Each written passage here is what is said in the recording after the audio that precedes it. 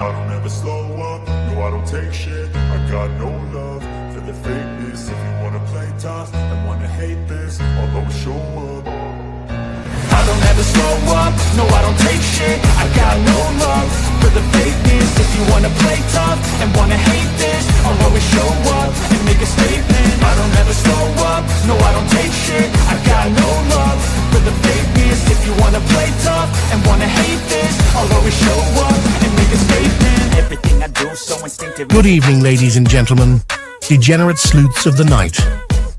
We gather to boldly go where others have refused. Welcome to the DT show, you salty mofos.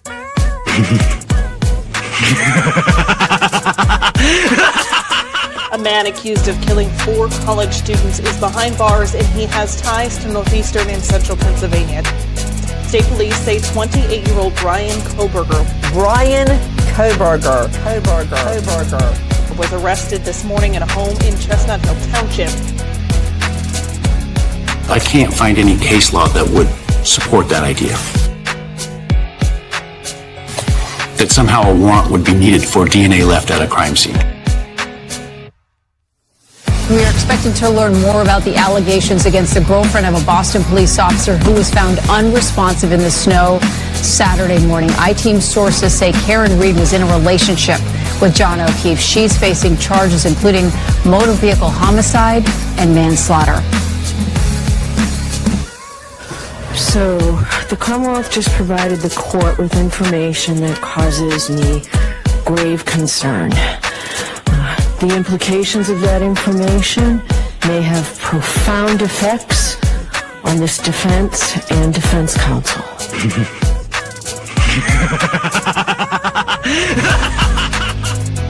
So, get your popcorn ready and your choice of drink. Get your butt on your seat. Like, comment, and subscribe for a treat. Here we go. It's time for the show. The Drunk Turkey Show.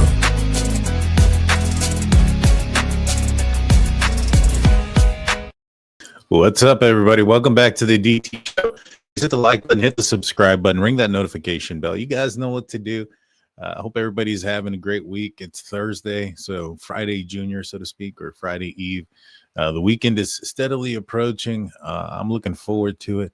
It is a, I think everybody's looking forward to the weekend, unless you work the weekend. I think most people do. Again, hit the like button, hit the subscribe button. Today, we're going to be talking about the Jack and Lilly Sullivan disappearance. There's been a new rumor that has started to circulate, and I've been asked about it a handful of times. I've known a little bit of information referencing it, not necessarily the rumor, but kind of what's going on.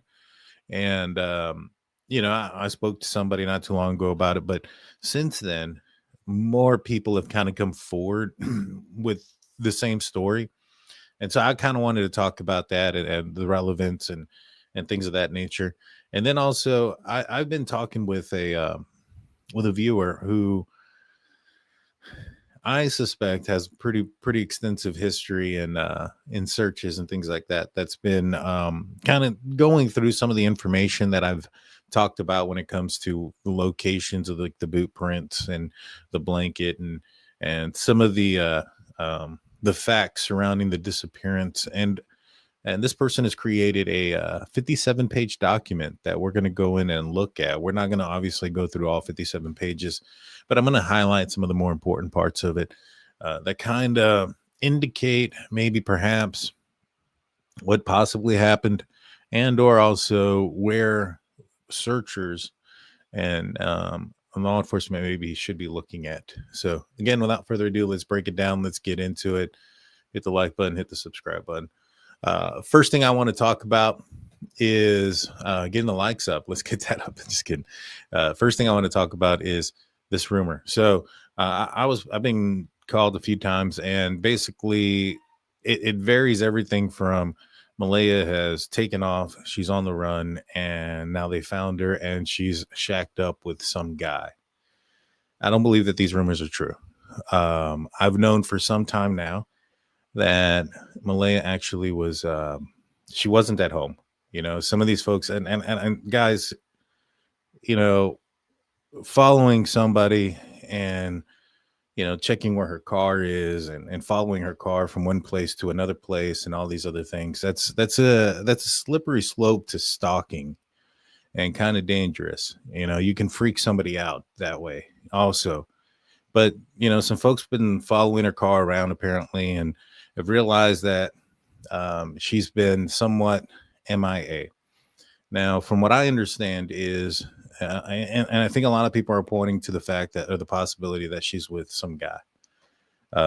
That's not entirely true. Now, is there a guy in her life? I don't know. Possibly. I haven't talked to Malehya herself. I've talked to people who know her. One person says it's possible, but it's not like anything serious, which even if she is, let's just say she does have a boyfriend. Let's just say that's the big, deal here. What difference does it make in what business of anybody else's? What does it have to do with Jack and Lilly disappearing? And that's kind of what I was saying beforehand. I was like, if she's come across somebody else, I mean, let's think about this. She's lost her, her family, her kids. Another child of hers is Meadows and CPS. Daniel has, her relationship with Daniel had fallen apart. She's probably in a very vulnerable position, seeking companionship and somebody not attacking her like she's been attacked online. I can see how she can have some sort of, relationship there. But the reality is she was actually, what it sounds like is I don't want to say hospitalized because it doesn't sound like it was a hospital. I have no idea. But it seems like she's seeking help and has been seeking help for a couple of weeks, maybe possibly hospitalized for a couple of weeks there. And like I said, this is not coming from her directly. This is coming from folks who know her. And this has been asked about me. And I asked Daniel about it. And I think I surprised Daniel because I figured out something or found out something before he did. Because when I initially asked him, I was like, hey, have you heard of the possibility that Malehya has been in the hospital? And he had told me, no, I don't know. I have no idea. Apparently they had moved their visitation days. And so before they would both visit Meadow on the same day. And apparently that's not the case anymore. She has her visitation on a different day. I suspect it has to do with, Daniel parking next to her and she reporting Daniel for, handing over the mail. And so I suspect that probably had a lot to do with it, but he had no idea. And then he confirmed, he's like, hey, whoever your source is about Malehya being in the hospital for a couple of weeks there, they're not completely right. It's not a hospital, but it's for help. And that is what's been going on. So he found out, however, how he found out, I don't know. But he was able to confirm that aspect. Now, Daniel has had a girlfriend. We're all well familiar with Daniel's girlfriend and his situation since the disappearance. Again, oftentimes you'll see where a widower will end up dating somebody or getting married to somebody that was close, that wasn't seen in that light before, or whatever the case may be, because they're going through grief and things like that, and they're in a vulnerable place, in a vulnerable situation. Not saying that somebody took advantage of her, but or Daniel per se, although it does kind of seem like Daniel, to a certain extent, a girl took advantage of him in the sense where he was manipulated. She created fake bruise pictures and sent it to him so that way he could, feel sympathy for her so that a relationship could begin. And so that way he can, or that she can get information from him. So in a way, I mean, it was for Daniel, he did get taken advantage of to a certain extent, and he also said and did whatever it is that he said and did with Taylor, and I'm sure he's still living with those reminders of that relationship to this day. But, for Malehya, her being in the hospital, being broken down, from what I understand, is this was shortly after the searches concluded and nothing was found, and so if, she had something to do with her kids and nothing was found in the search, why would, she have a breakdown? I think that this is just opinion and speculation too. But a lot of people have been wondering, where are these feelings from Malehya, these motherly feelings? Where are the outcry? Where's the anger? Where's all this stuff? Where's, she doesn't seem like she cares. Well, I mean, if she's been hospitalized for a few weeks, that's real. That's real. Daniel has told me, and also Janie has told me on two separate occasions, separate from each other, from different conversations, that on separate occasions they have caught Malehya breaking down, crying and stuff. And this is kind of the thing when I go into why I say that she was acting the way she was acting in front of all these folks and the cameras or whatever the case may be. She was in a situation where she had at least had the thought of leaving Daniel for whatever reason. The thought was there that she was going to leave him. She probably wasn't very comfortable. She probably didn't feel like that was a place. Although I know what she said, I felt safest with Daniel, blah, blah, blah, blah, blah. But if she was trying, and contemplating leaving him, that must mean that the relationship wasn't, as great as one would perceive, right? And so, she's contemplating leaving him. She's not it doesn't sound like she's very close with her mom to that extent. Cindy, it seems like she's probably closer to her grandma. And now she's got her mom and all these other people that are coming, and she's probably just, that are coming over and they're fighting with each other. Daniel and her family are accusing each other of doing things, whether it's drugs or planting the blanket or whatever the case may be. There's all these accusations and stuff. So, how can that affect her behavior? I think it can. I'm not a psychologist. I'm not a doctor by any means, but I feel that all of that scenario there can have some sort of effect on her. And maybe perhaps that's what we were seeing. And, she can only mask it for so long. And it appears that, 7 months into it, it's taking its toll. It's taking its toll. And so, I feel for her. I hope she's doing okay. I don't know if she's still there or not. I got wind of this like weeks ago. You know what I'm saying? I didn't say or put anything out about it just because one, it's nobody's business, but now people are accusing her of running off with some guy. And that's why she's not at the reservation, or she's not over here. She's not over there. It's because she ran off. She's doing this. She's doing that. And from what I have understand from this, that's completely not true. And so I just wanted to set the record straight on that aspect. And again, rumors are just crap, guys. I mean, rumors are like buttholes. Everybody has them and they all stink. Or like opinions. I don't remember how the saying goes. Either way, you guys know what I'm trying to say. If you agree, like, please. Yeah. Like Bubble says, if you lose your children, you're going to break someday. You can only take so much. And so I feel for her, I truly do. Now, does that mean that she was a perfect parent, or that she has no culpability in the disappearance of her children, or that there was no neglect?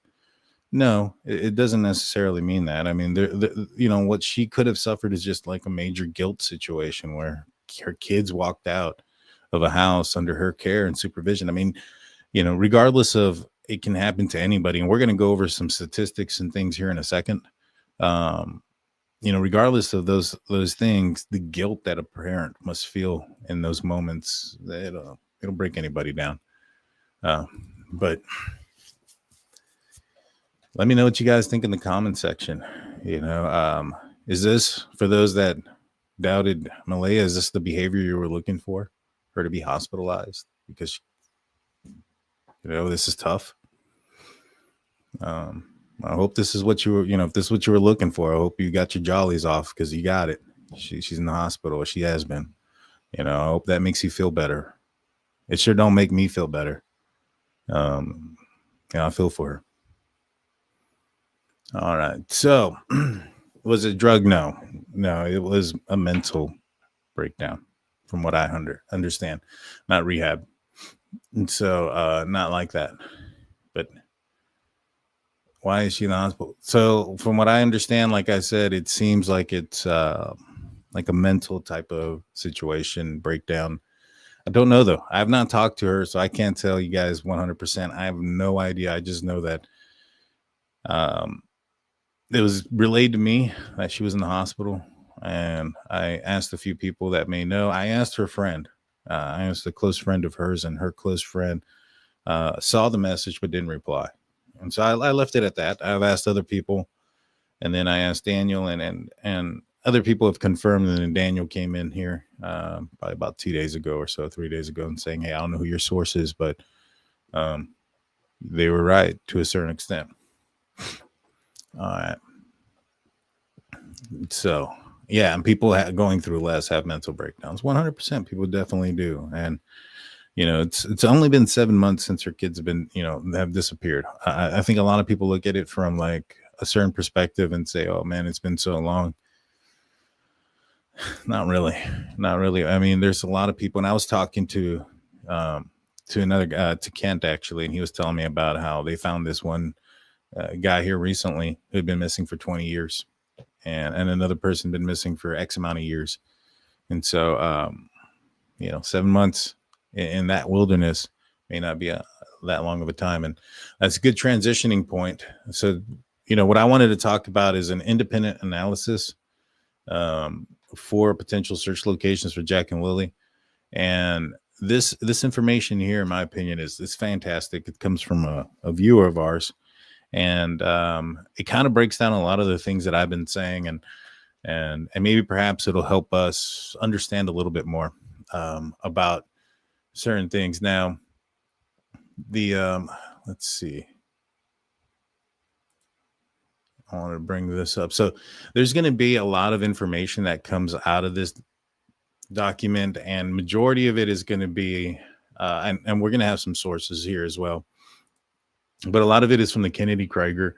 They did a study back in 2012. Nearly half of the children with autism wander or bolt from safe places. And so a lot of information from here is going to be filtered into this document that we're going to be going over. And so I'm going to read the opening disclaimer. It goes, "This document was created only to offer potential search locations and suggestions. It is not presented as fact and does not guarantee accuracy and completeness. All observations are based solely on public information and personal analysis, and it should not be treated as and does not claim in any way to be an official investigative document. The report represents an independent view. The author is not affiliated with the RCMP Ground Search and Rescue, the family, or any other person involved in the investigation, and has never visited the search area or surrounded areas in person. All observations and interpretation and distances, calculations, and behavioral assessments in this document are based solely on public available information, including open source maps, media reports, interviews, public statements, timelines, and released details regarding tracks and terrain." So let's get into this. And let's see. I think some folks are even that are close to the case are also saying and confirming that she's been under a lot of pressure and coming down on her, and that what I'm saying is true. And so, all right, let's go on. This model and search reconstruction in this report are based exclusively on one scenario, that the children wandered away from their home. And obviously there's other scenarios and things of that nature, but we're going based off of the evidence that is available to us and from the RCMP. And this information here should open up a pretty good insight into the possibility of them wandering off. All right, so the introduction notes, starting conditions. This happened on Friday the 2nd, May 2nd. 2 young children, Jack and Lilly, reported missing from their home. Reported missing at 10:01 a.m. and police arrived at 10:27 a.m. Now, the other thing about this is when did ground and search and rescue team arrive? Now, I know that they were at Eden Lake, not too far away, trying to search for somebody, but they still have to pack up.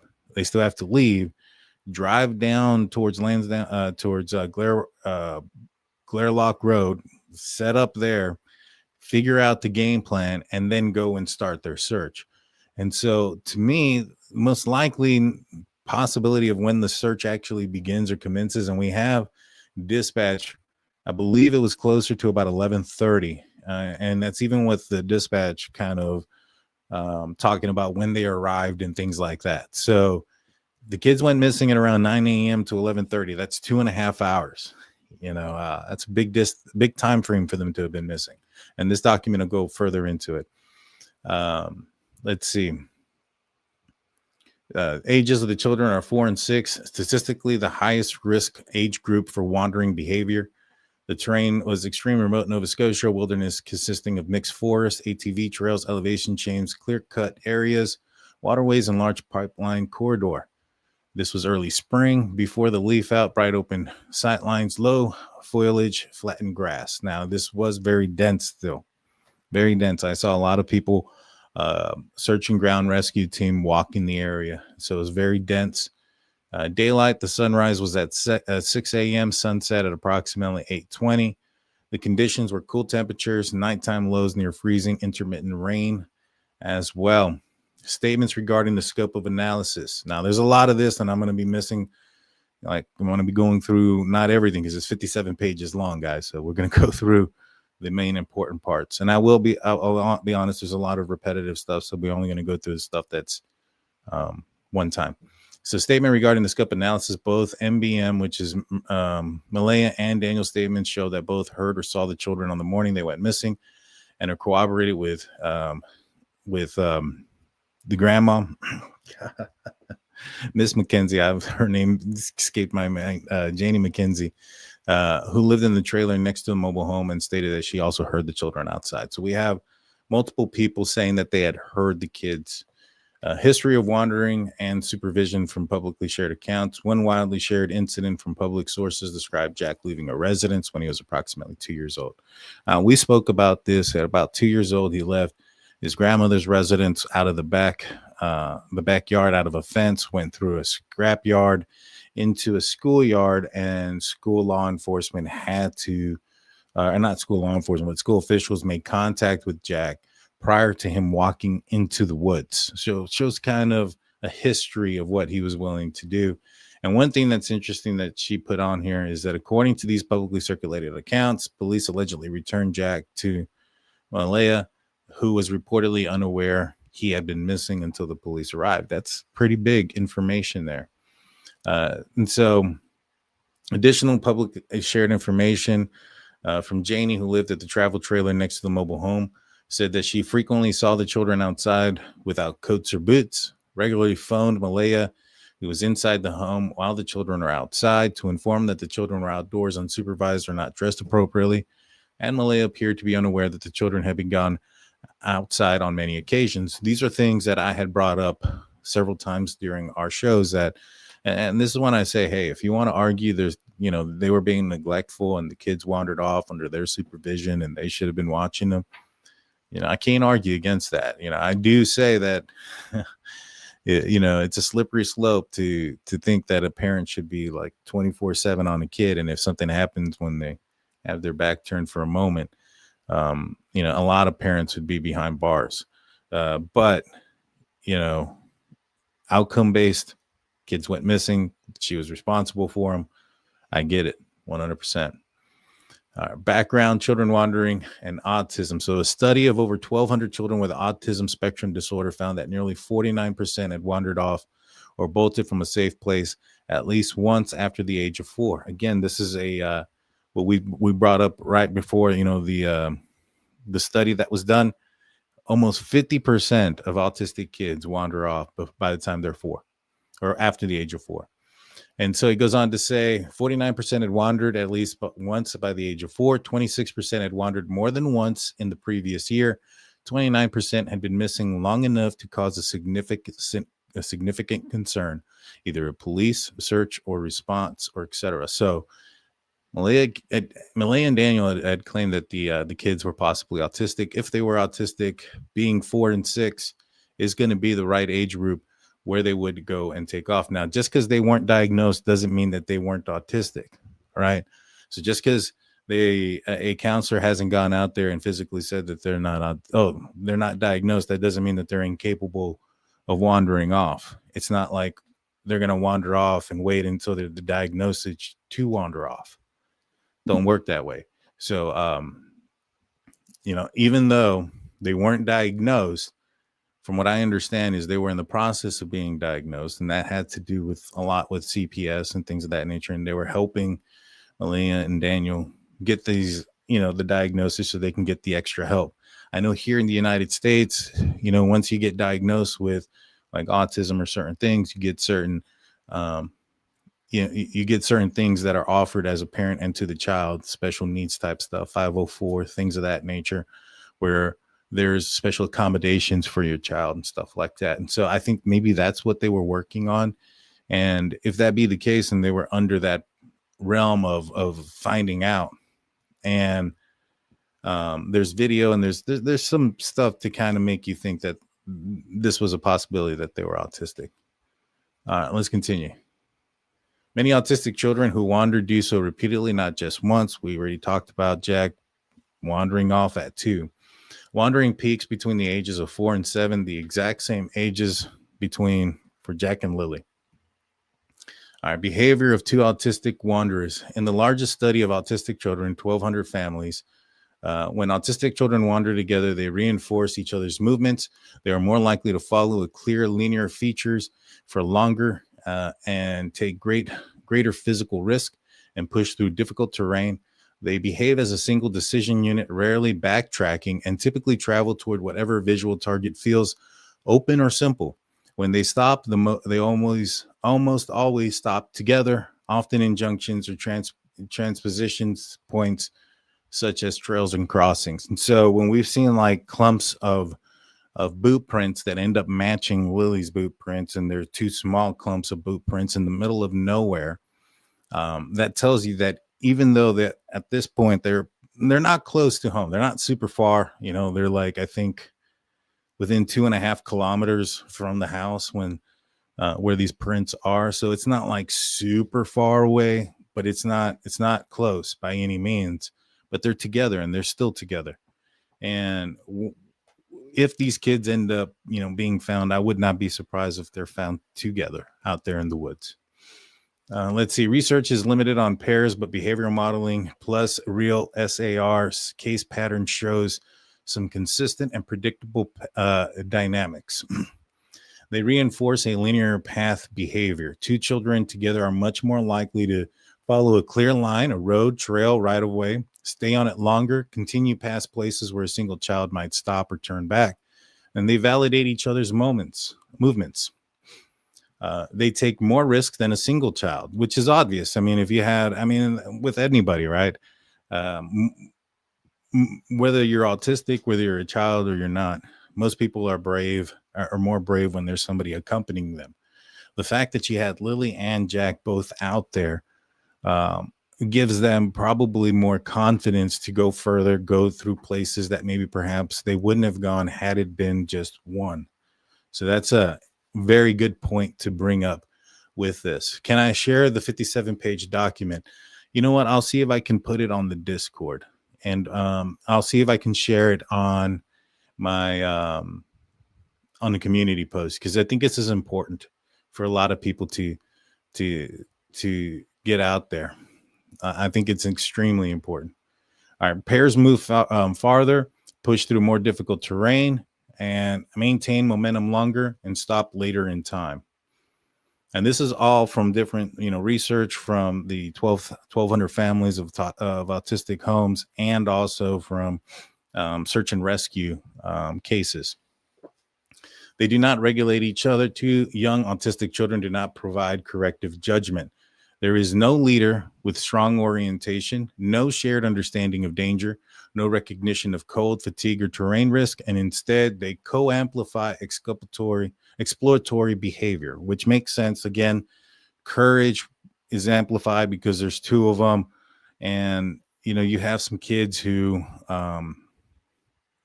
they may not understand certain things, based on their condition, and so it's not unlikely. Again, 49% of autistic kids wander off or bolt from a safe place, at around the age of 4. So, scary statistic, to be honest with you. Really scary. Okay, once a child commits to a direction, the other one follows. Pairs almost always behave in a single decision unit. If one walks towards the horizon, the other one follows. If one steps onto a trail, they both do. If one keeps going uphill, the other stays with them. This is one of the strongest behavioral predictors. And one of the things we're also going to find is when they start kind of putting these things together as far as like the direction of travel, and you start looking at things like where the blanket was, where the boot prints were, and the path that are there. And we have some high-tech photos that we're going to be, or not high-tech, but like high-quality photos that we're going to be looking at here in a second that kind of shows this path and how it was navigatable through the to get to where they were.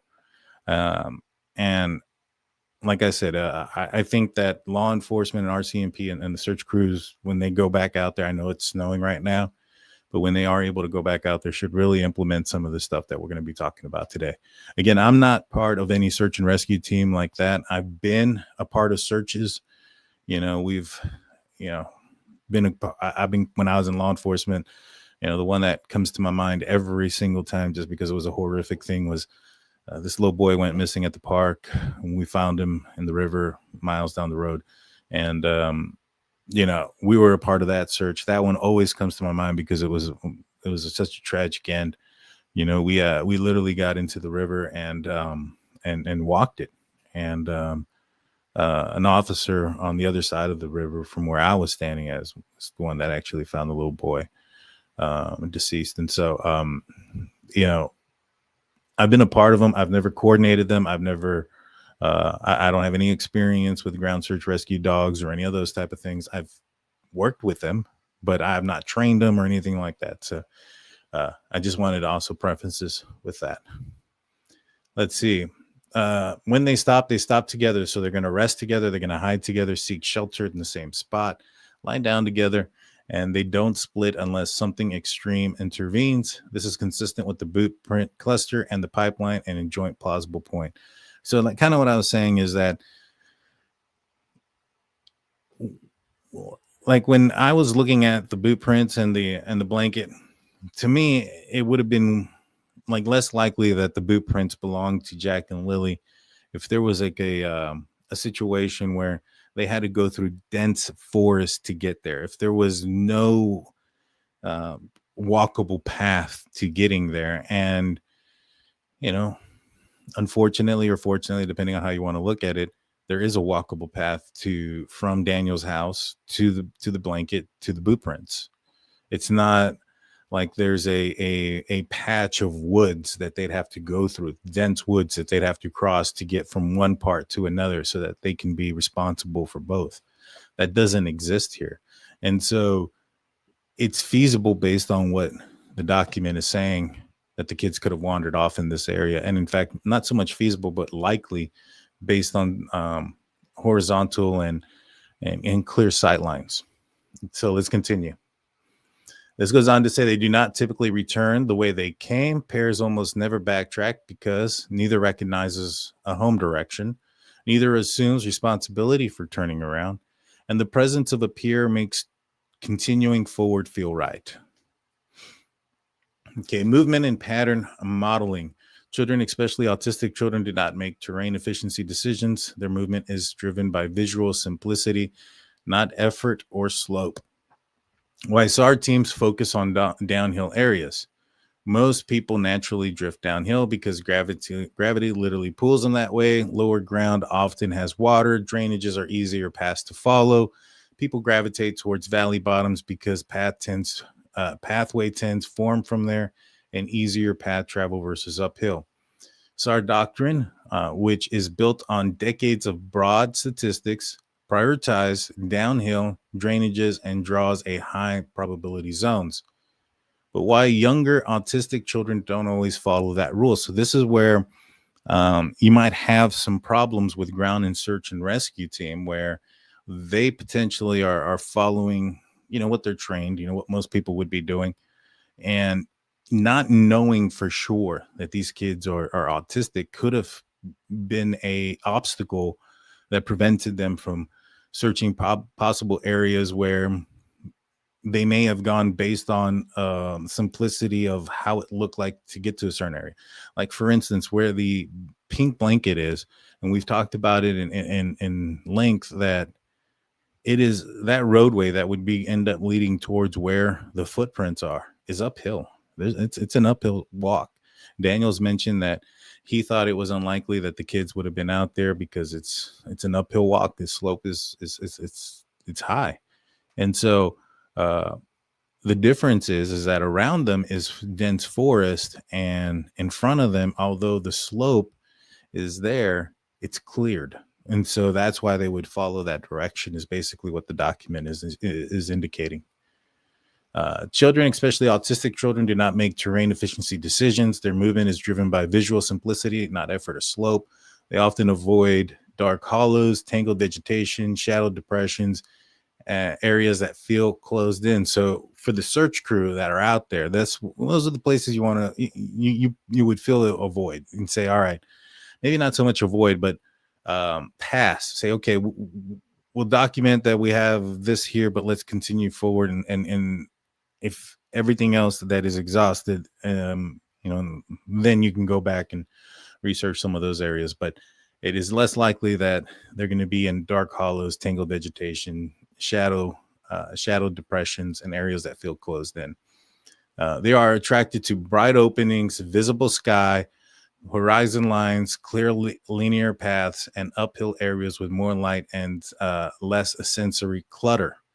Now, the pathway where the boot prints were found, it makes sense that you might find them there because it's a clearing, it's an opening. You can see the sky in those scenarios, and so everything kind of lining up here with what this study was talking about, with why it's likely or plausible that the kids walked out this direction.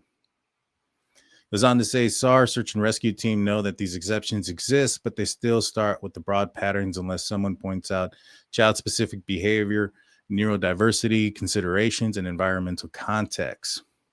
Walking distance and time capability, a 4 and a 6-year-old can cover more distance than most adults expect, especially if they're motivated on a simple terrain. The following are ranges, not single numbers, but because every child plus terrain combo is different, so there's going to be a fluctuation there. But typical walking speeds on relatively easy ground, road, trail, or field, reasonable range for a 4-year-old is 1.5 to 2.5 kilometers per hour, or 0.9 to 1.5 miles per hour, which I honestly think it might be a little bit faster than that. And a 6-year-old is anywhere between 2 to 3 kilometers, or 1.2 to 1.9 miles per hour. Two kids together often move closer and faster pace until they get tired. Now, I know that, for instance, like Janie and Daniel have said, well, it would have taken them a long time to get to a certain place because Jack would have been stopping so often and checking rocks and checking for bugs and things of that nature. And I agree, but that's in a normal situation. That's in a situation where family is around. That's in a situation where there's no panic or fear or any of those things. Yes, it's plausible that early on, the first part of their journey as they left Daniel's home, he may have been stopping along the ways, but at a certain point, there's going to be like, all right, well, we need to get home, and they're going to continue to keep going and going. And at that point is when, they may be going at a much quicker pace without stopping as often to look at rocks and things of that nature. The scenario is different compared, when you're by yourself with your sister out there in the middle of nowhere, compared to when you're with your family and people are around and things of that nature. You know what I'm saying? So, wanted to take that into consideration. Now, they moved together, right? And this is what the document said.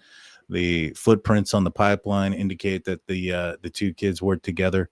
So I only highlighted the how far they would have traveled for the 4-year-old because they would have been together. So even though Lily could have maybe walked further, walked faster, she's probably going to stay with him. So in 30 minutes, anywhere between 0.43 miles to 3/4 of a mile, or 0.7 kilometers to 1.2 kilometers in 30 minutes.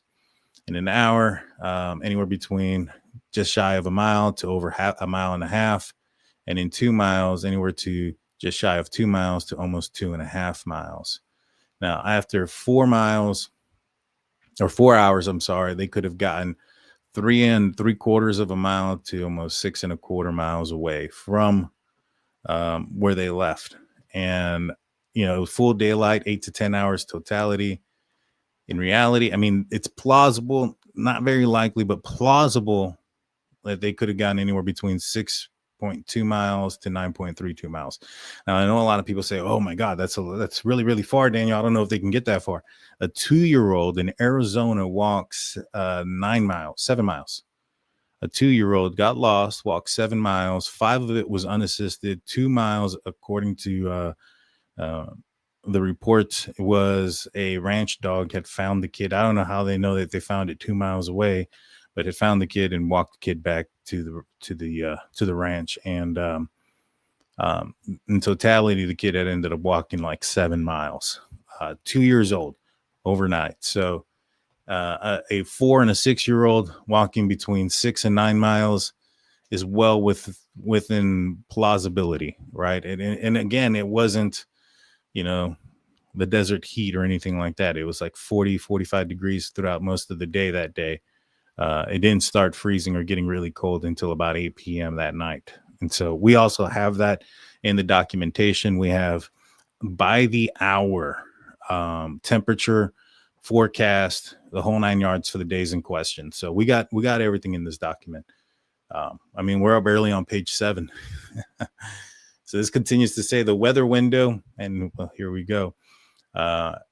So Pictou County were initially cool and dry, allowing 2 small children who left at around 9 a.m. to travel several kilometers.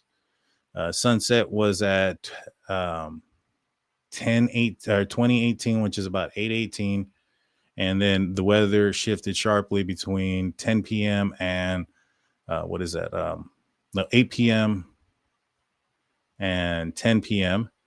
The station, so that was at 10:18. I mean, at 8:18 is when the weather changed. Between 8 and 10 is when they recorded 6.8 millimeters of cold rain.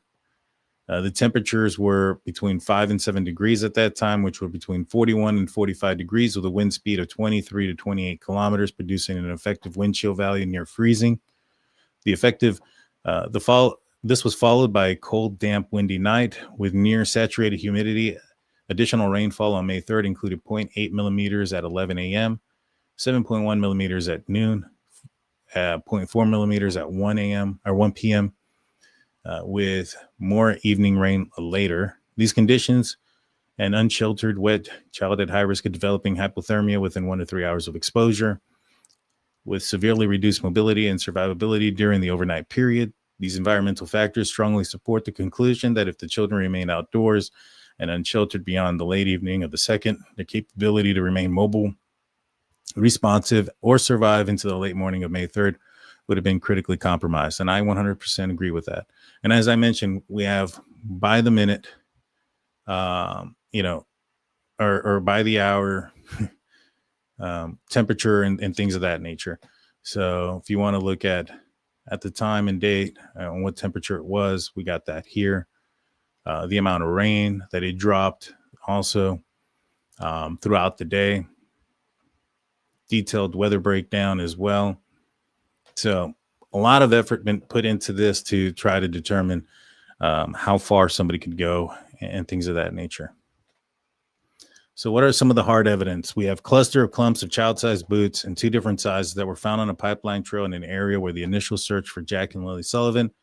A specific investigator noted that the boot print was found on the pipeline was consistent with the size 11 boot print that was allegedly Lilly's size. It was actually, law enforcement was actually able to go and get through Malehya's financial records, were able to find a receipt for the boots that were missing that Lilly was wearing. And they so happened to also have the size, the number 29 on the tread pattern on the bottom of them. They were the same size as the boots that were left out there. So law enforcement did their investigation. They did between May 3rd and May 27th, investigated the boot prints. If these boot prints belonged to somebody else, we would have to believe that 2 other kids out together in the middle of nowhere with no other evidence of a parent with them or somebody else with them was out there in the middle of nowhere at the same time, that just so happened to be wearing the same size boots, same brand boots as Lilly that she was wearing, that are also missing. And law enforcement knows majority of the people that were out there, and went to the extent of going through Malehya's financial records, finding receipts, doing the whole 9 yards all the way up until May 27th. And we're to believe that they didn't go and ask the searchers that were out there that they were aware of that had kids, hey, were you guys in this area? Do you guys own these type of boots? Do your kids own these boots? You know what I'm saying? So the likelihood that, and again, this document comes out June 16th. So after, the RCMP document comes out June 16th. So it's well after the, the investigation into the boot prints are done. And so nobody comes forward. Nobody, like there's just so many things that we would have to believe for them to not be Lilly and Jack's. It's almost impossible. The boot print, there was a boot print in the driveway alleged to belong to Jack. Cluster of prints, 2 different sizes, one matching Lily's size, and confirmed through purchase tracing for size were located on the pipeline in the area, and a piece of pink blanket was found at the entrance of the trail that leads to where the children's boot prints were found.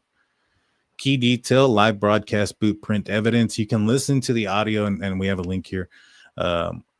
Found for the boot prints on this link at mark at 1 hour, 4 minutes and 49 seconds. Unconfirmed time recording was made at about 1:30 a.m. Saturday morning, May 3rd. At 1 hour and 6 minutes into the video, they said they were ending for the night, and it ends at 1 hour and 7 minutes.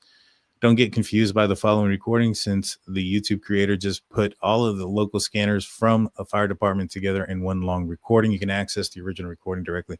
We also have the Broadcastify archive information for that. And this is one of the things that I got upset about, is that they found the boot prints and they gave up the search shortly after that. That blew my mind that they would do that. It's just insane. It's insane. Let's see. And for those, so, 2 kids don't just vanish. So the dogs picked up a scent, right? That was an open air scent dog. They were looking for human beings in general, and there was a lot of people in the driveway. So of course it's going to get stuck at the driveway. You have to look at the boot prints and how it fits in with everything else, and how unlikely it is that these boot prints belong to somebody else once you factor in the investigation that the RCMP did into the boot prints to try to figure out if they did in fact belong to somebody else or not. And the fact that they also match Lily's boot prints. I mean, I would have to say that the numbers would be astronomical for there to have been 2 other kids roughly the same size and age that were out there, who either got lost and the parents didn't report it, or managed to find their way out of the middle of nowhere, out in the middle of nowhere place where the boot prints were found. The statistics are just insane. I just doubt that there's a lot. I mean, it'd be different if they found the boot prints like at a park or along the side of the road or somewhere that is commonly traveled, but in the middle of nowhere on the pipeline, 3/4 of the way off the road, up a high incline that Daniel Martell himself said that he didn't think that his kids would have walked up there because of the terrain. And I'm like, well, what makes you think that somebody else's kids were able to walk up there and not get lost and not come forward and not law enforcement not be able to find? It just doesn't make any sense. All right, so let's continue. Additional note, search focus of proximity of the pink blanket. All right, so here we are. And this is one of several different maps that we're going to be looking at today, guys. So this kind of just shows you how far, the kids would have gone. So from 407 Gairloch Road to this intersection here is only 1/2 kilometer to where the boot prints are. At that point, you're at 1.2 kilometers from Gairloch Road. And then it's another kilometer from Gairloch Road to where the boot prints are, or to where the opening for the boot prints are. And then it's 2.5 kilometers in totality from where Daniel's house is to where the boot prints are. Not very far at all. Assuming, let me lower this down real quick. Assuming the prints belong to the children left at 1401 Gairloch Road sometime in the morning of May 2nd. They passed Lansdowne Station Road. When you look at it on a street Google Maps, Lansdowne Station Road is downhill. They continue to follow the horizon instead.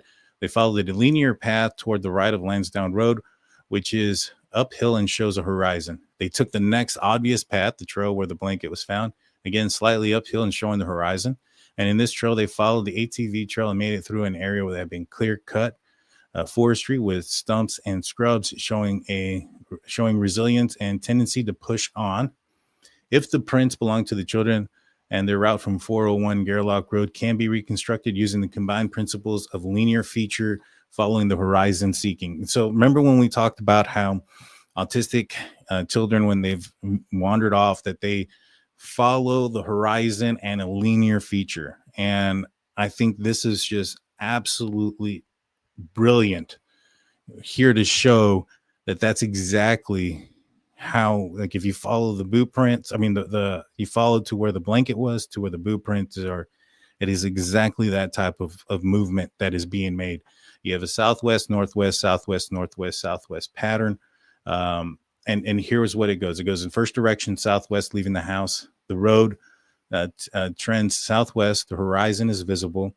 They follow this linear feature and they walk on the right side of the road, leaving their driveway. They do not need to cross the road. The second direction is northwest, turning onto Lansdowne Road. They bypass Lansdowne Station Road in a downhill and narrows. They are on the right side of the road, not the left side where Lansdowne Station Road splits from. Lansdowne Road is uphill and brighter. It trends northwest towards a horizon. They follow the linear feature. And then the next one is the third direction, and this is entering the blanket trail. The blanket piece marks the entrance. The trail trends southwest, slightly uphill, visually simple, early spring, no foliage, flattened grass. So it was somewhat like that, that area. It appeared to me more like a road, and I'll show you guys here in a minute when we get to the map. They followed the linear feature, and the trail is first most obvious trail off of Lansdowne Road. There's a smaller, less obvious trail prior, but it doesn't offer the same inviting features, especially once you have to put yourself in the perspective of the autistic child and what they're seeing, right? So the trail is 1.12 kilometers, or just over half a mile, just shy of 3/4 of a mile from the home. The children could have traveled that distance in a relatively short time, less than 30 minutes. So if they left at around 9 a.m., they could have gotten to this trail where the blanket was in 30 minutes.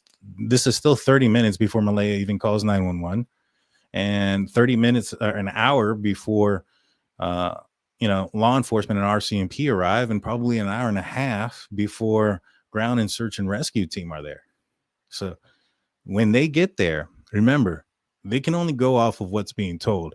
And what's being told to them is that the kids have been gone 5 to 10 minutes or 20 minutes tops, right? I think that's what it was, 20 minutes. And so when, they're putting up their perimeter or their border, they're going off of a 20-minute time frame. And obviously, based on the information that we're, going to be going over, and we know, it's more likely that they had been gone a significant long time. In fact, that perimeter would probably expand to about where the blanket was found, right? Which is why it wasn't even found till 4 o'clock. You would think that they would have found it much earlier, but they didn't even find it until 4 o'clock.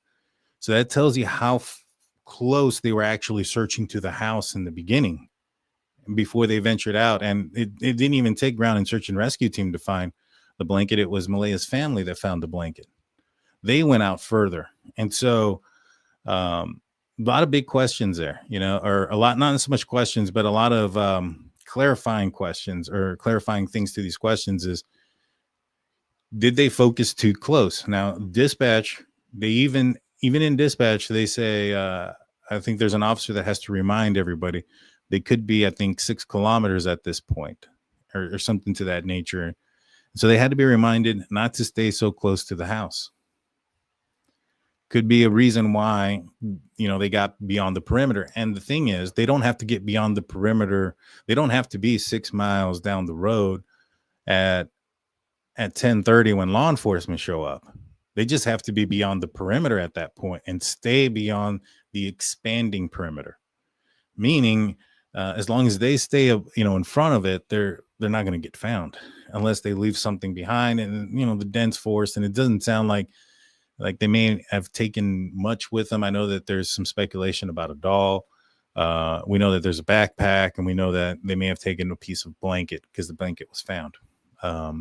Me personally, I think that if Jack was carrying the blanket, if he was cold or something that morning, walking this amount of distance probably warmed him up. And there's a good possibility that he just tossed the blanket into the tree as he walked by it, just threw it off of his shoulder type of thing. All right, let's continue. Once turned onto the trail, they would be well out of sight for those looking for them. And that's true too. So once they turn on that trail, if you're just kind of looking down the streets, or if you're driving up Lansdowne Station Road and you look down that open area, you're not going to see much because it turns off. While searches began near the home, the children were traveling further away through the trails onto the pipeline. Exactly what I just said. They just had to be in front of the perimeter. Blanket fragment explained. Snag, stepping near a low branch, swinging and tugging at the blanket, wind lifting a loose corner. None of those require height, force, or adult involvement. I agree. Just because of where it was at does not mean that it required an adult involvement. It very well could have been a number of factors. The blanket trail. The trail then has an intersection heading towards northwest and southeast, then proceeded to the location of the boot prints.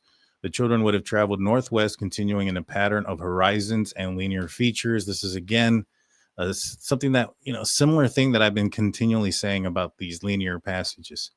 Fourth direction, southwest pipeline corridor and ATV trail. Bright horizon available. ATV trail runs northwest in this section and is the clearest linear feature present, open, wide, and uphill. And it's also very simple.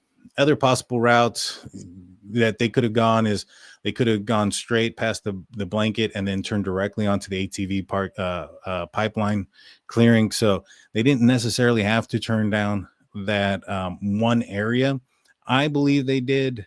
To be honest with you, it seems like this person also does believe that they went down that path, and I'll show you guys which one once we get to the map images. But there is another way of going. Why the prints appear in clumps. So terrain, moisture, mud pockets, prints, clusters, gaps, another cluster.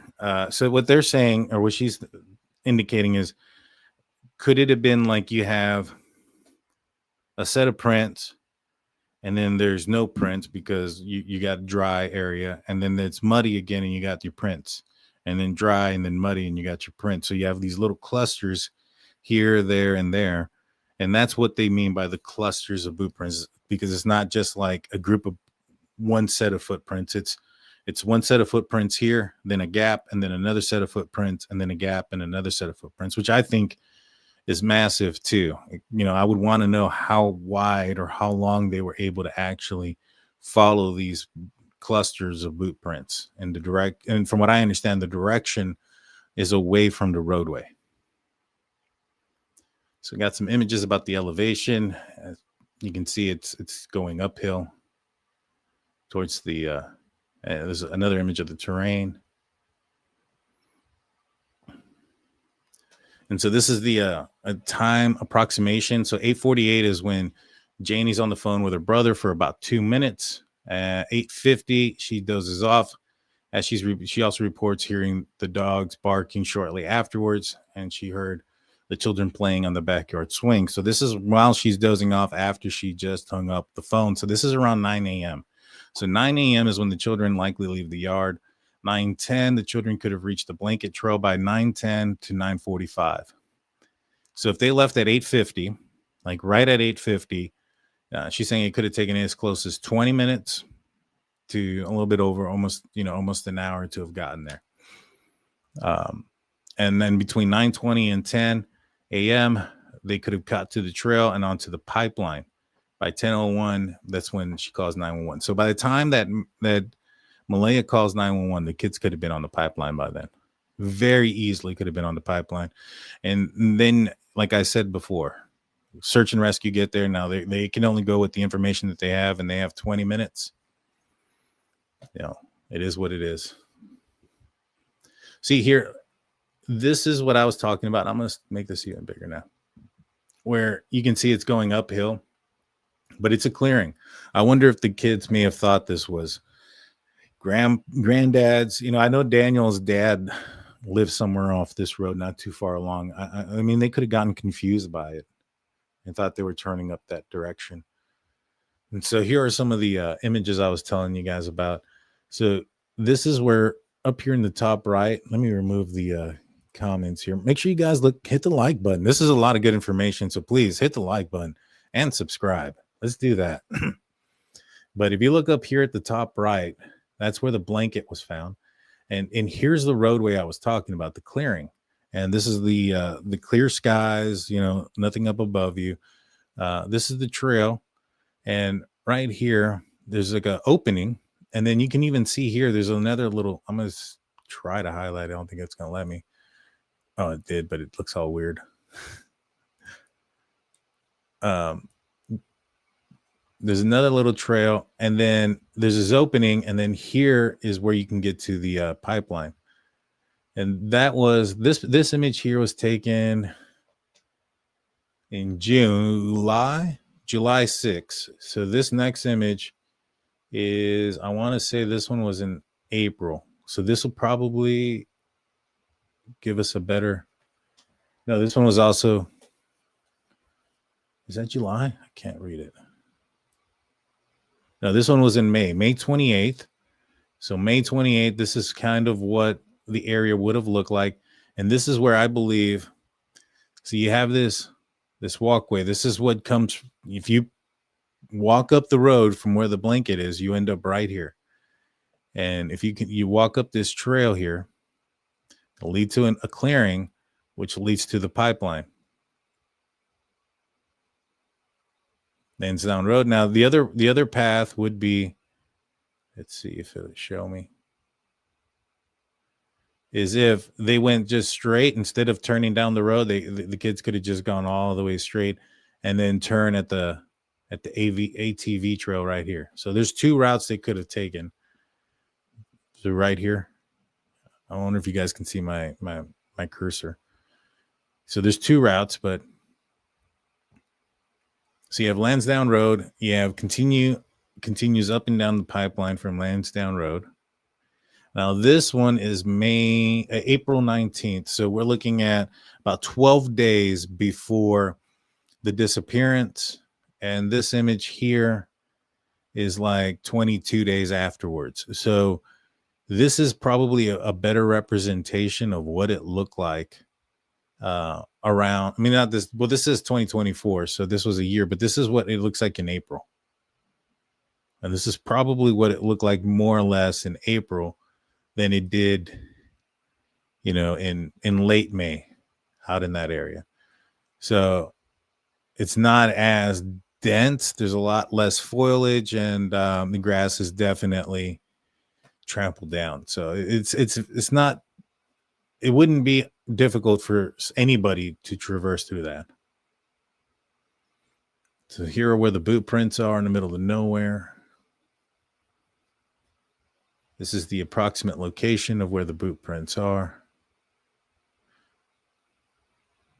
And I worked with her on this to kind of give her the idea of where the boot prints are. Now she says that there's a different path that you can take to get to where the boot prints are.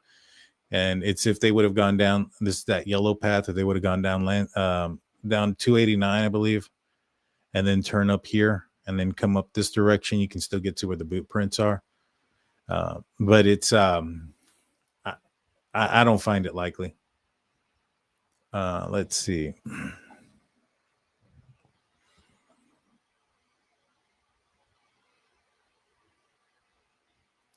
Previous searched area. Now this is important, and it's kind of hard to see, but she kind of colors it up here in a little bit, where it shows us exactly like what it is at the area that they searched on. And what she says here is that, from this screen grab, heavy focus on the boot print area from the first search. Not been able to find any updated search information from the second. And so this is a screen grab of have shown on TV from the first search. And this is kind of what, some of the things that they were looking at. This is a recreation. And then here in a little bit, we'll focus in on where it is that they actually searched around the boot prints. It's actually like highlighted around. It's pretty neat. But this tells us this is the location. This is at half a kilometer, 1 kilometer, 1.5, 2 kilometer distance, and how far somebody can get. And here is where the boot prints are more or less on the blue arrow here. And so this little, I guess, triangular area right here, I guess you want to say this cut of this pie, this is the area that there and downward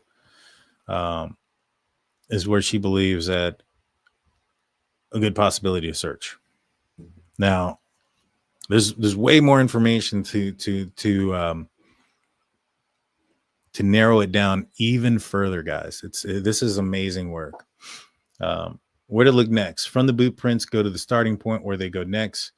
Once the children reached the pipeline and left the clumps of boot prints approximately 0.34 kilometers from the blanket trail exit, their next movements would have followed highly predictable patterns. Lost children always remain on the strongest linear feature available until one of few specific triggers occur. Okay, so they continue straight along the main pipeline until they encounter another clear linear feature, either another ATV trail, a forestry road, a junction where the pipeline changes form, and any other location where the horizon ahead shifts clearly left to right. They'll change directions when the primary track becomes difficult or frightening. So if there's deep mud or wet bog sections, a significant water obstacle, a flooded rut, tangled bush, sudden steep incline, and slippery ground, they may turn off. Big obstacles appear in front of them. They will typically pause, veer slightly, or follow the path of least resistance around the obstacle, usually staying close to the original line as possible. They almost never turn 90 degrees off linear feature into dense forest unless forced by a strong barrier. It is important to note that this doesn't mean that it couldn't have happened. In all aspects, it could have, and all aspects need to be considered and explored. Okay. And so one of the things they bring up is that they stop very near the main linear feature if they become exhausted or cold. Now, there's a 200-meter deal, right, where off of the main line, most kids wouldn't venture off more than, honestly, it's like 20 to 50 meters off to one side or the next. So it's very unlikely that they go over 200 meters into the dense woods. So if you have like a clear side of travel, you're looking at probably anywhere about 100 meters either way that they could have traversed into the wilderness. Not much further than that. So this goes on to say, child search and rescue data shows, so this is from search and rescue data, they often collapse just offside of the path they've been following. The distance off of a linear feature is usually under 100 meters and often under 20 to 50 meters. They do not push deeply into trackless forest. Once tired, they settle quickly. Sudden fright or loud noises may cause them to fear in the forest, such as, and one of the biggest things was an animal sound or a helicopter flying overhead. And we do know that helicopters were in the area. Daniel did mention that the kids wouldn't go to anybody if they were yelling and maybe be frightened by noises and things like that, and that would go to him and only to him. And I know a lot of people were looking at that as some sort of like egotistical thing, like, oh, they only listen to him type of thing. But he may be right there. They may be frightened by other noises, especially if they are autistic and stuff like that. Let's see. Overhead, non-directional for children. Helicopters can push lost children off a linear feature because of the sound is extremely loud, unfamiliar, overhead, and frightening. Missing from the synopsis is a timeline showing the first helicopter flying from the pipeline corridor. The influence could become a major directional influence. Equally important would be the first time with any terrain vehicles traveled the pipeline, which could have also had the same influence on the kids.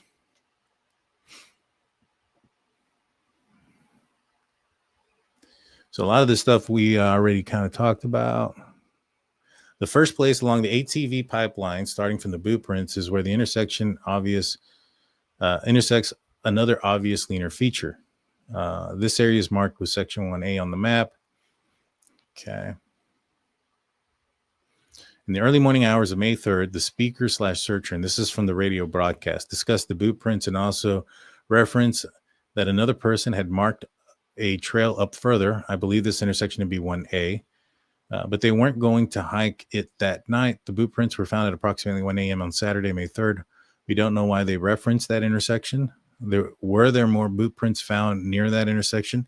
The info by SNR or SAR was vague. Clumps of footprints found on the pipeline trail. We do not know how far the prints tracks went. So kind of the same stuff that we talked about earlier. If they left at 9, they could have been pretty far by the time 11 o'clock came around when the search and rescue team got there. It was approximately at that point 6 to 10 degrees Celsius, which is 42 to 50 degrees. During the daytime hours, moderate rainfall didn't begin until 8 p.m. that day, and they were on the move, which could have kept them warmer than at a standstill. It would not be completely unreasonable to believe that they could have traveled for several more hours. And here's that 1A intersection that they were talking about. And so this is the 200-meter corridor rule in child search and rescue searches. This is a real documented behavioral phenomenon in lost searches. It comes from Koster's Lost Person Behavior, 2nd edition, international standard, the NCMEC, National Center for Missing and Exploited Children, Lost Child Mobility Data, Canadian SAR Search Training Modules, RCMP, and Provincial GSAR, UK Missing Persons Bureau Analysis, Children 1 through 6, and the Australian Bush SAR Child Behavioral Studies. So a lot of effort went into this document, guys, and pulling up facts and cited sources that were legit. So this isn't some random YouTuber that doesn't have any experience or anything like that that's coming up with all this information. This is some really solid, good work. Children age 1 to 6 always remain within 0 to 200 meters of the last major linear feature they followed. Of course, we do acknowledge that there are some extensions to this rule.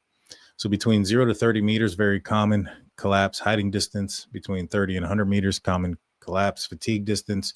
100 to 200, less common, but still well within expected range. Beyond 200 meters, possible, but statistically rare without a forcing mechanism. When children leave a linear feature, they almost stay within 200 meter envelope unless pushed by fear, water, slope, or an adult. So what that means is, like, if you had a roadway, like a road, and you believe that the kids were on the road, one would believe that they would only venture off about 200 miles from the road. Now, that 200 miles from the road could be 10 feet in front of you, it could be a mile in front of you, on the same road. So that's what makes this search significantly harder or longer or wider, and how you can miss so much is because, and that's in each direction too. So in reality, you have 400 meters now that you have to account for off of a linear path going in one direction, and they could have turned off at any moment, given, they could have gone for 5-6 miles before they turned off, so food for thought. So a lot of the same stuff here that we've talked about before.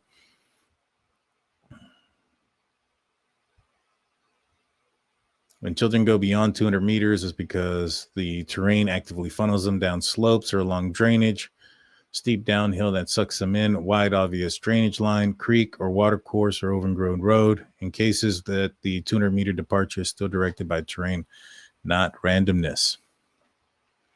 And the pipeline is an extremely strong linear feature. And so to follow that, 200 meters in both directions there's a lot of searching to be done, but it does kind of narrow it down, right? In my opinion, because what you want to do is you want to start off at the pipeline and just walk as many walkable trails as possible that you can get through from there. It's unlikely they're going to cross through some deep, thick forest to get to one clearing to another, like from one road to another that is divided by forest. It's unlikely. And so, that rules out several roads and things. If the road doesn't intersect with the pipeline or with a road that intersects with the pipeline, then it's probably unrelated to, or it's probably not. I would put that on the back burner of searches. I would search the ones that are, if that makes sense. Okay. How much further could they walk on the pipeline? That's a good question. They likely reached the boot print location by 10 a.m. to 10:40 a.m. They realistically could be 1 to 3 kilometers further along the pipeline. They'd already demonstrated the ability to walk 2.3 kilometers. They are now in a clear linear feature. And so until they get tired, cold, major obstacle, or fear, that they're going to continue to walk straight. Given their age and conditions, about an hour to 2 hours of mobility left, depending on the fatigue and cold exposure. Important to acknowledge they could have remained highly motivated and continued longer.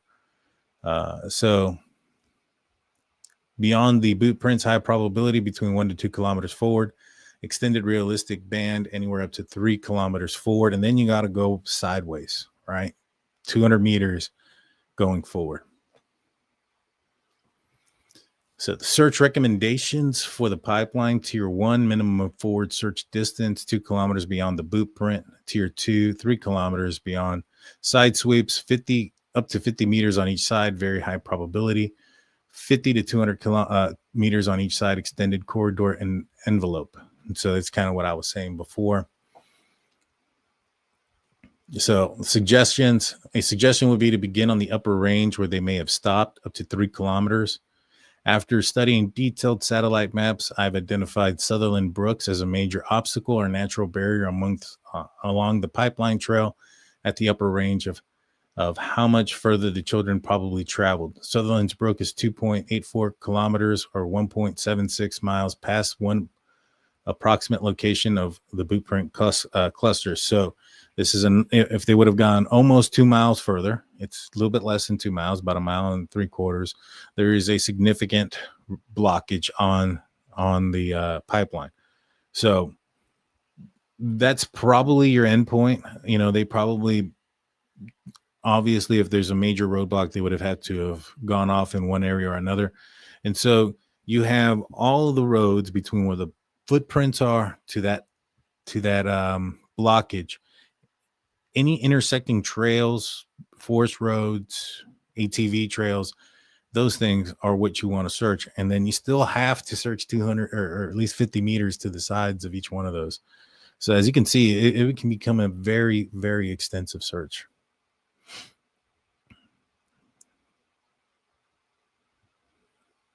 Okay. And so this is where the blockage is, right here where the red square is on this map. And so you have the boot prints, you have all these roads that intersect, all these roads. And so here on this marked image here, these are places where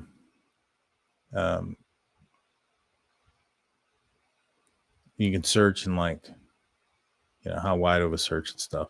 But it don't look far, but I guarantee you that's pretty far, off the map.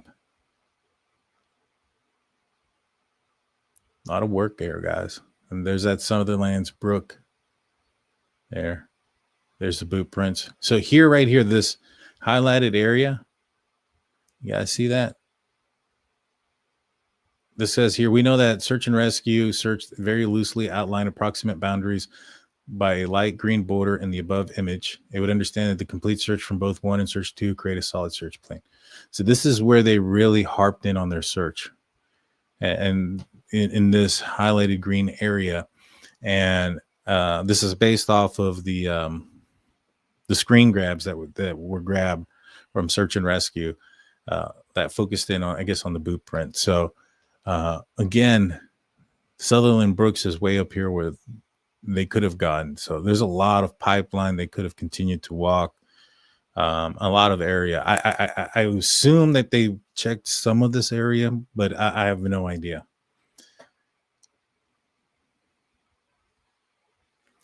I think that's it. This is some other stuff there that's obstacles and stuff that we've already kind of talked about, but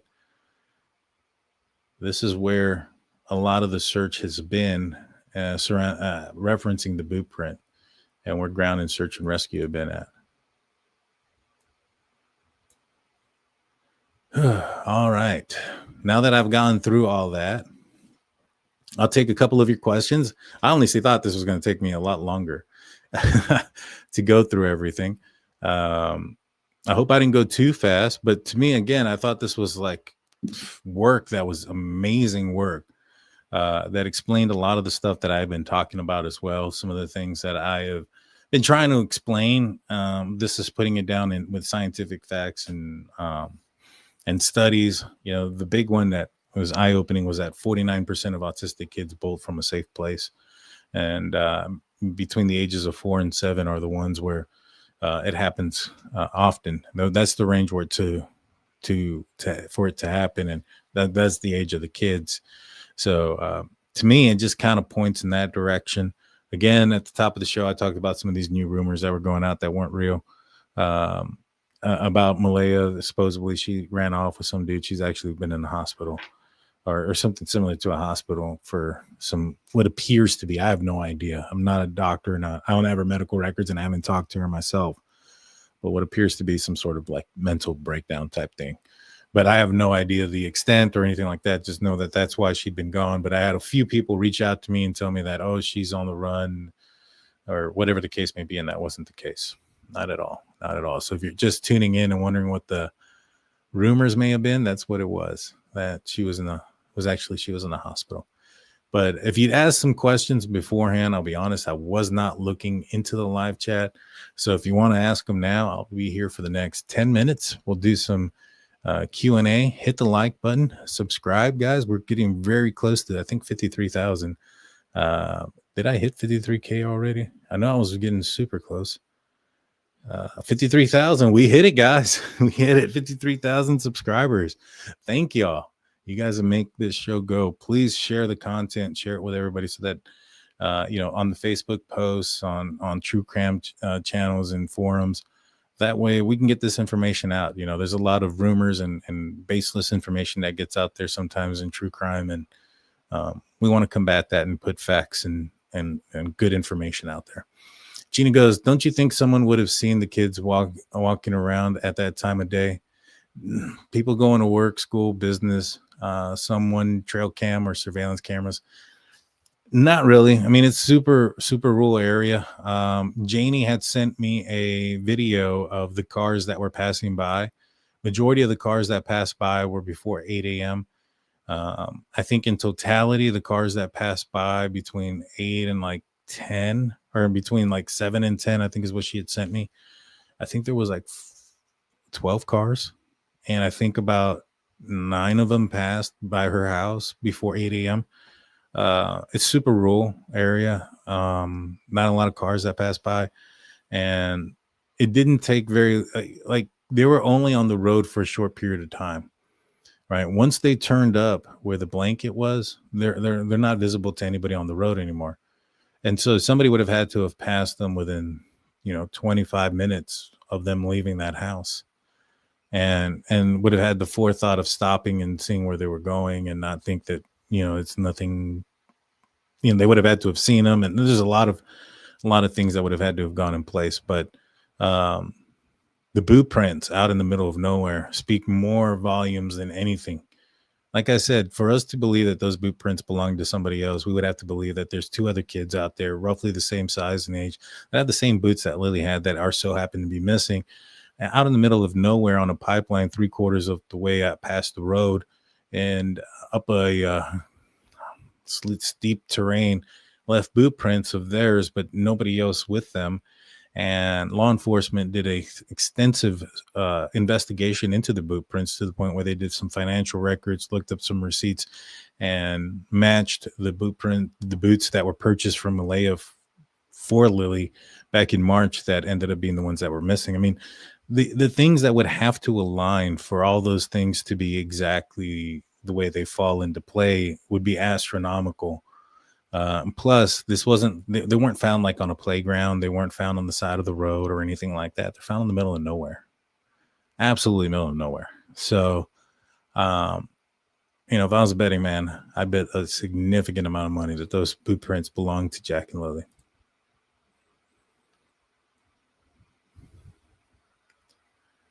Let's hit the like button, subscribe, put a couple of stars.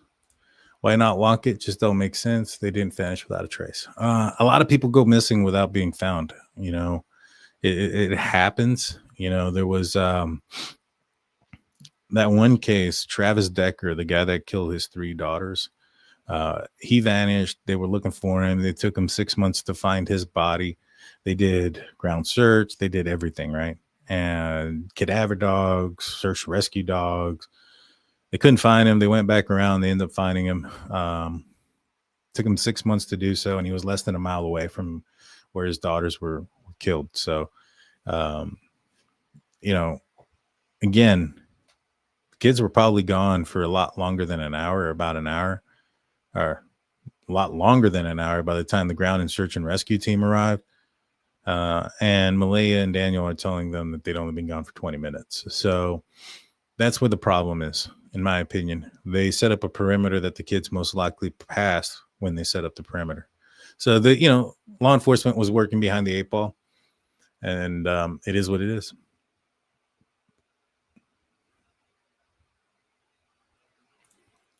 What's going on, Deline? I have additional information I'd like them to consider if they want to reach to me. What information? Reach out to me. Drunkturkeyshow@gmail.com. I'm happy to hear it. Conspiracy of Silence. Sounds like a rock song. Daniel, can you clarify how the children overlooked by trail cameras, other cameras of walking along the road? Was it dark outside? The cameras won't be active. Does it rule out your theory of unseen on camera? Well, what cameras exactly? The only cameras that I know of as far as trail cameras are in the other direction towards the Lourdes camp, right? I've heard of some cameras that are somewhat close to the intersection of Lansdowne Road, but not necessarily on Lansdowne Road and 281 or 289, the road that they would have turned up to get to where the blanket was. And so I don't know what trail cameras are back there, but unless they were, out on a trail in the middle of nowhere, again, I don't know if there's any trail cameras on these roads. We're making an assumption that there are.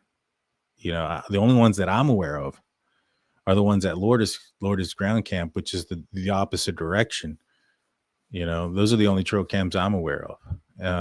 Now, the reason why those are usable when it comes to Daniel leaving and coming and going is because, according to Brad Wong and Justin Smith, they heard a vehicle and saw a vehicle with their headlights on at around 1 a.m.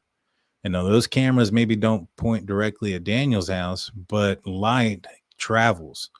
And so if he's driving around, according to these guys, with his headlights on, you should be able to see the light in the trees and stuff. And so that's one of the reasons why they can rule out that being a possibility. I utilize the Brian Koberger case to explain this scenario. There was a lot of debate on where Brian Koberger parked and when he took the lives of the University of Idaho students, Kaylee, Maddie, Xana, and Ethan. And there's been some debate that he parked behind the residence in this parking area that was designated for the apartment complex next door. The problem with that is that this occurred in the middle of the night, and he had made 3 passes prior to parking and stopping. And where the vehicle was located, or where the vehicle was driving, you can see. So where the camera was located, it was facing away from the apartment complex towards the houses in the distance. The car Brian Koberger was driving was behind the house where the camera was on. So that vehicle was not in frame. You couldn't see the vehicle in frame, but what you could see is the headlights as the headlight beam hit the houses in the distance. Now, why that was important is because on that fourth pass, when he parked and then made entry and took the lives of those 4 innocent students, It matches the other 3 times, meaning he didn't go back in there and park, because had he done that, it wouldn't have matched. It wouldn't have shown him turning. Now, that same camera, had he parked directly in front of the house, would have shown more headlights on the other side, because it was still facing that direction. You would have seen headlights there. So there's only one location where that vehicle could have parked, and that's along the side of the house, between the home and the what was called the Browns apartment complex. That's the only place. It could not have been parked in the back, and it could not have been parked in the front, because we would have seen the headlights on the buildings. Now, had the series or transaction of movements occurred during the day, we would have had no idea. Now, why it's important for like Brad Wong and Justin Smith is because their accusations of Daniel Martell are at night, right? The kids didn't leave at night, and second, they don't have headlights to show lights in the distance. So it'd be a lot more difficult to be able to see the kids during the day than it would to see headlights moving at night, if that makes sense. I hope that all makes sense. Yeah, put a couple of stars.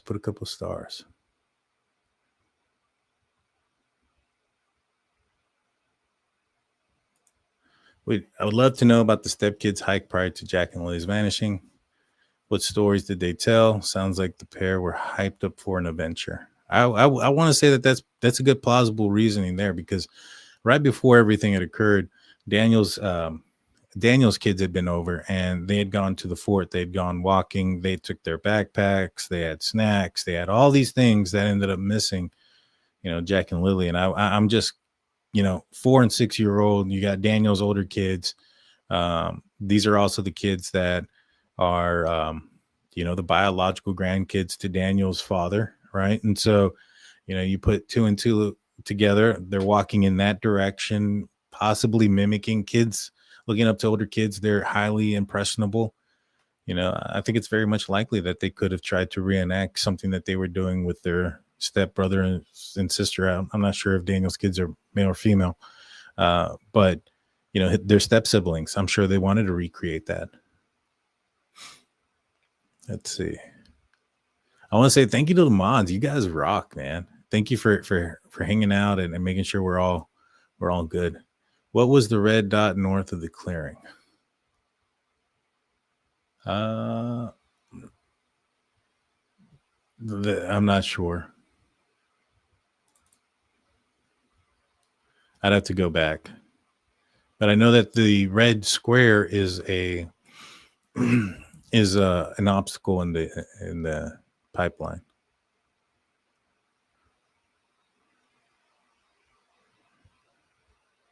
Let's see. Take a couple more questions here. Got about 3 minutes left, guys. Getting towards the end, though.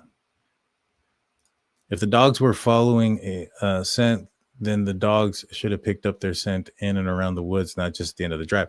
But the thing is, the dogs were, they were looking for an open scent, just any person. So the dogs were out looking for another person that was lost, right? Not too far away at Eden Lake. And when you're looking for people that are lost in the forest, it's not like there's a lot of people in the forest, right? So the dogs are looking for a smell that's out of place, so to speak. And so they're looking for the smell of people. And when they were at Daniel's house, Janie had given them a couple of articles of clothing of Jack and Lily for the dogs to smell. And they put it on the hood of the car and left it there. When the cadaver dogs came back and they asked them about that scenario, why they did that, the dogs, the RCMP told them was because that those dogs didn't search by like in that manner, that they didn't have those type of dogs available that would smell an item and then find a scent based off of that. So they were looking for the smell of humans.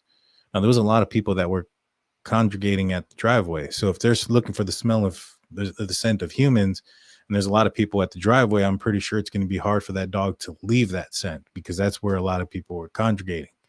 So, you have to, there's that. And then you also have to take into effect that, nothing's perfect. They're dogs, they're animals, they're They're not robots. They don't have 100% accuracy and things of that nature as well.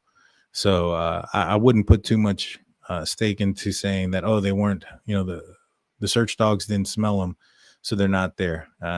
There's many cases. I think it's probably more often than not that the search dogs don't find anything on an initial search. That's just the facts.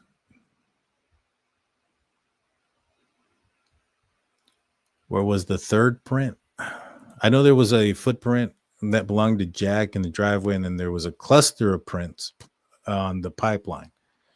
So it sounds like more than one or two. A cluster typically means a set or a group, multiple groups, right? Because if it was just one group, it's a group. A cluster sounds like a group of groups of sets. So like 2 or 3 groups of footprints would be a cluster, or whatever I would assume.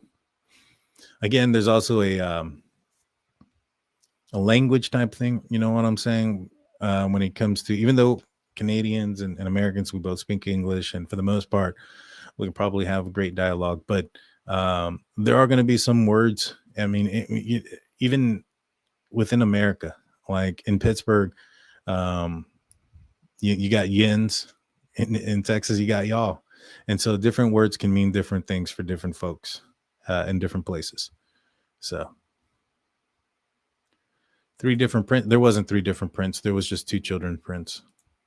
The confusion comes from a stock image that somebody had put out there that showed, it was a stock image of different footprints.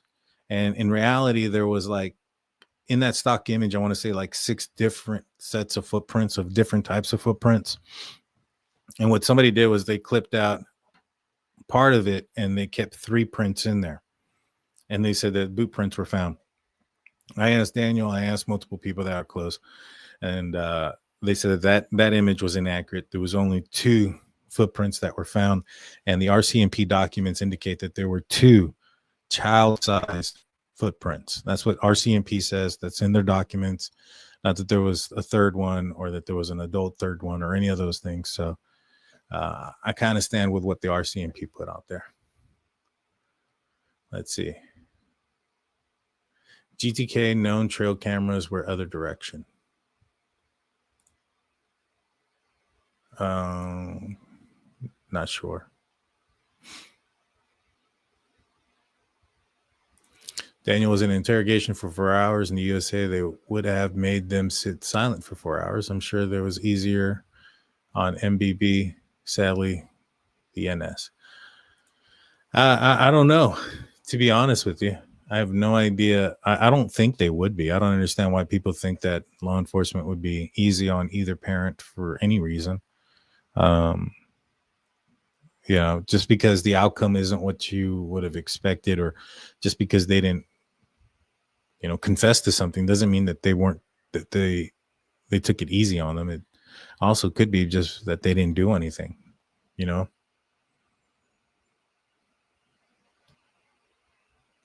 Sadly, the NSRCMP aren't the best. They are far from it. Yeah, no, I get it. But there's here's one of the things that Daniel had brought up to my attention as well. It's not just the NSRCMP or the Nova Scotia RCMP. There's major crimes from New Brunswick. There's major crimes from, I think he said that major crimes from like 5 different areas are involved in this. And he was like, Daniel, I'm not stupid, but I'm not smart enough to outsmart major crimes in multiple departments. And I agree with him.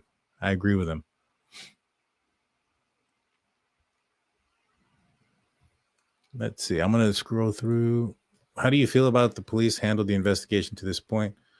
What would you have liked to see them do differently? I think they're doing a great job so far. I think they've been open and transparent. They put out their investigation to stop some of the rumors. A lot of people were pointing the fingers towards the parents and, coming out with some ugly rumors and things like that. And I believe that they put an end to that. I think that they've tried to put a stop to some future rumors being spread. So like when Bradley Wong and Justin Smith came out with their stuff and their claims, RCMP was quick to dispute it. And that was the term that the media used from the email that they got from the RCMP immediately after the mainstream media put out there that Brad Wong and Justin Smith saw Daniel's car and all this other crap. They immediately disputed it. Immediately, twice, 2 different emails saying that's not true. And so I think they've done a pretty good job so far with that. I mean, they can only work with what they can work with.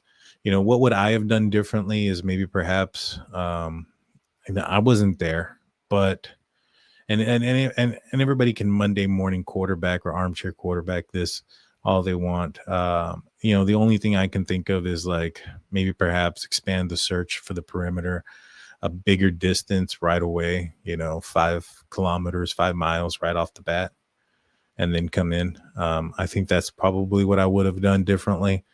But again, that's armchair quarterbacking. That's and that's not fair, because in any scenario, you know, hindsight is always 20/20, right? So it's not fair. Oh, pin a few pages up. I think it was just like a random spot, to be honest with you.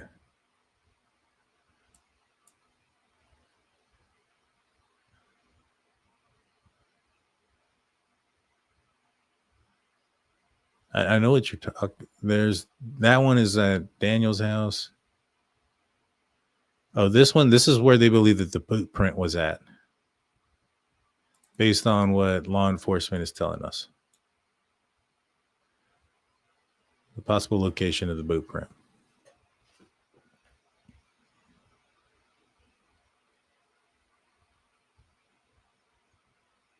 It's like I said, I mean, to me at the end, I think it's thank you, Truth in Jail. Truth for JNL. I appreciate that. Thank you so much. Good to see you out here tonight. Good to see you. Oh, another one.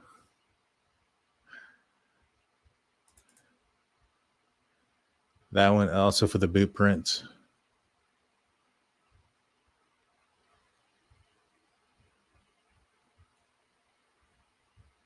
Yeah, I think it was just all like possible boot print locations. Or this one right here. I think that one's just in the middle of nowhere, if it's that one. But right here is where we circled out the possibility of where they entered. But, well, all righty, guys. Well, I appreciate everybody tonight. I'll be back on most likely tomorrow night. Please hit the like button, hit the subscribe button. Thank you guys so much for getting us to 53,000. We're getting closer to 55. And then eventually we'll want to hit that 100K subscribers. You know, I want to get that plaque. That'll be a goal for the end of next year. That'll be my 2026 goal. We can get closer by finishing strong at of 2025. If I can we can get us up to 55K. That'd be great. In order to do that, I'd appreciate it if you guys share the content, like it, subscribe. You guys know what to do. I'll be back tomorrow night, guys. Thank you guys for tuning in. I'll see you then. Just My Girls comes in with the newest membership. Thank you. Thank you. Go check out the Discord link. I put it in the playlist for the members last night. Become part of the conversation. I'm going to share this 57-page document on the Discord if I can. I got to figure out how to do it, but I'm going to try to do that here in a little bit under the Jack and Lilly tab so that everybody can go through it and read it on your own. See you guys tomorrow night. Peace out, y'all.